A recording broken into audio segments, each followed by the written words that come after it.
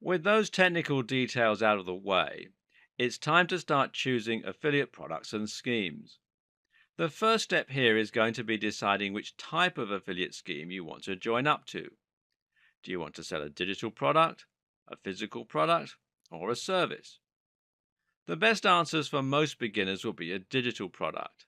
This means something like an ebook, a report, or a digital course. There's no cost associated with the production, storage, or delivery here, and as such, the product creator gets a much bigger slice of the profit.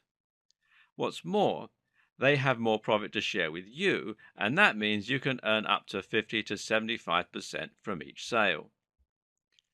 To find these products, you should look at an affiliate network such as JVZoo, which you can find here at jvzoo.com, ClickBank, which you can find here at clickbank.com, CJ Affiliate by Conversant. Now, this used to be called Commission Junction, and you can find out more at cj.com, and WSO Pro, which you can find here at warriorplus.com/WSO Pro.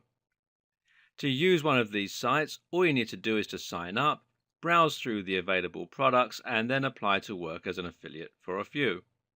You can see data and information about each one, such as the number of sales, the cost, and so on. From there, you want to choose a digital product that is making a lot of sales, but also offers you a good amount of cash per sale.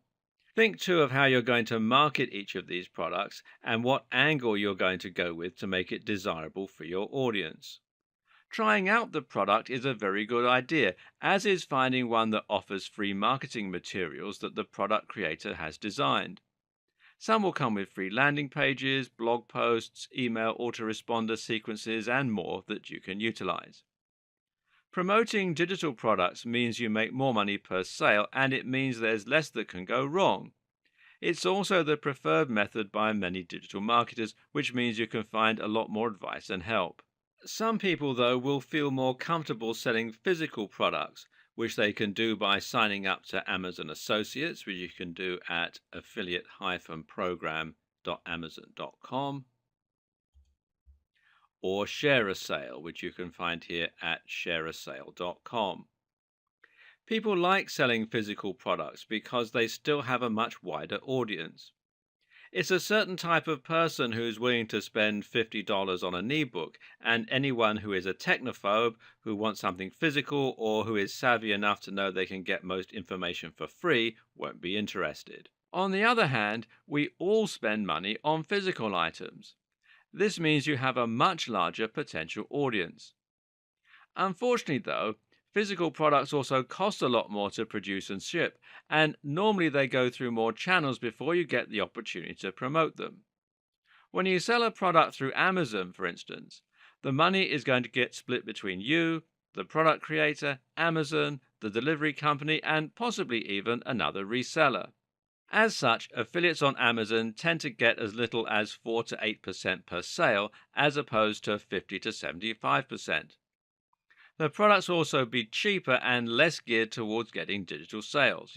Why would someone click your link to buy a computer when they can just go to their local technology store? These are the considerations you'll need to take into account when you start trying to sell physical products rather than digital ones. Of course, there's nothing to stop you from selling both types of products, though then you do risk cannibalizing your own sales. Ultimately, it makes more sense to start with digital products because you can make a bigger earning from fewer sales. When you're not yet getting the sheer volume of visitors you need to make hundreds of sales, selling digital products is still the quicker route to making more money. Finally, you can look at selling services or memberships. These will often provide you with what are known as lifetime commissions.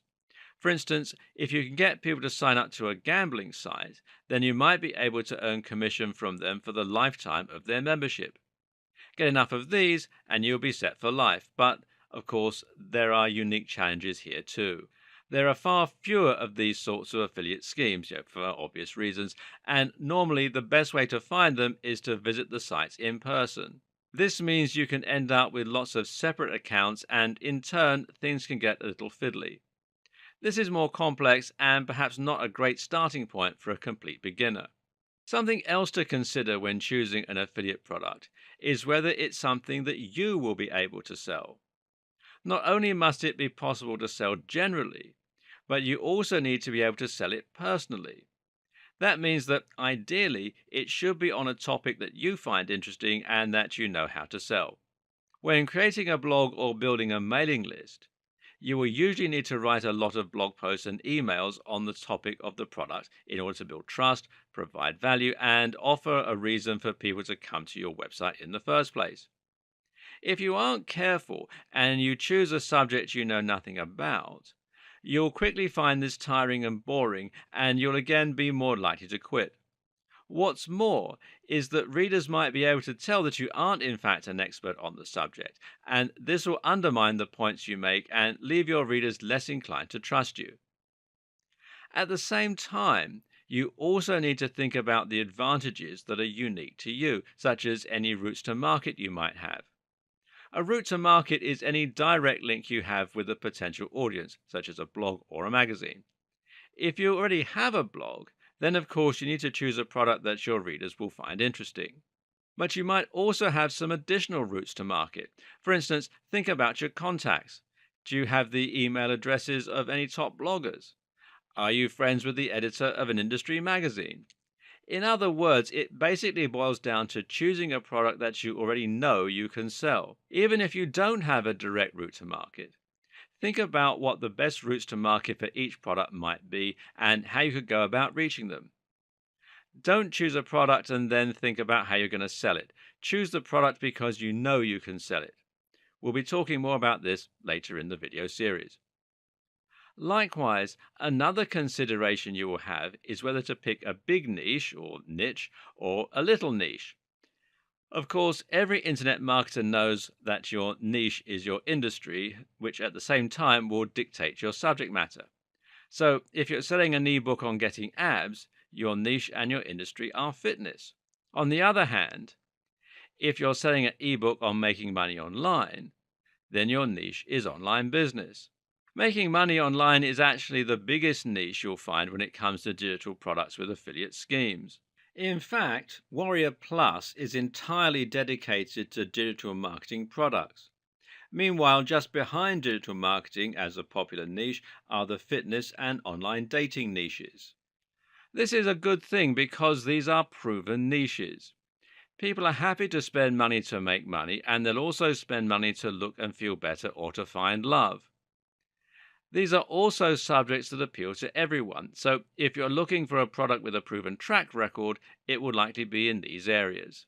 But there's also a problem here. These areas are highly competitive and oversaturated for the same reasons.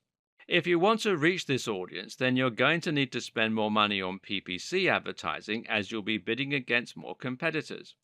Likewise, if you want to create a blog, you'll be competing with a much larger number of other blogs for the top spot on Google and for readers. Conversely, if you create a blog on Super Meat Boy, then you'll be among maybe 2 or 3 other fan sites, and you'll find that you can quickly get seen by pretty much your entire audience. Likewise, you'll probably be able to advertise on Google or Facebook for these terms without spending much money. The same goes for writing about a specific job or profession. If you're selling an ebook on stage lighting techniques, then you'll find it much easier to reach those professionals without spending vast amounts of money. But at the same time, the products will also appeal to a much smaller market.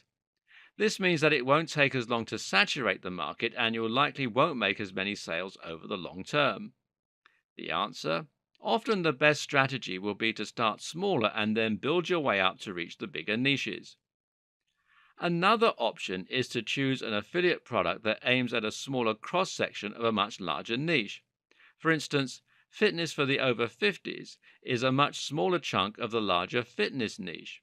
The same goes for digital marketing for students. One more consideration, though, is who the target demographic is and specifically how much disposable income they have. In this regard, aiming at the over 50s makes more sense than aiming at students. Something you might be asking yourself at this point is why a digital product manufacturer would be willing to give away 75% of their profits. What's in it for them? To understand this, it's worth considering the power of scaling up. Sure, they're only making 25% per sale, but if they have 20 affiliates selling 100 copies of their item a day, they're still going to make far more than any of those individual affiliates. More importantly, they'll be able to earn much, much more than they would selling the product on their own. The more commission the affiliates offer, the more people will come on board versus other products, and that means they'll be able to continually scale up their profits. And anyway, they're probably still making money from their own marketing activities where they'll be making 100% per sale. The sales they get from you are all on top of their earnings.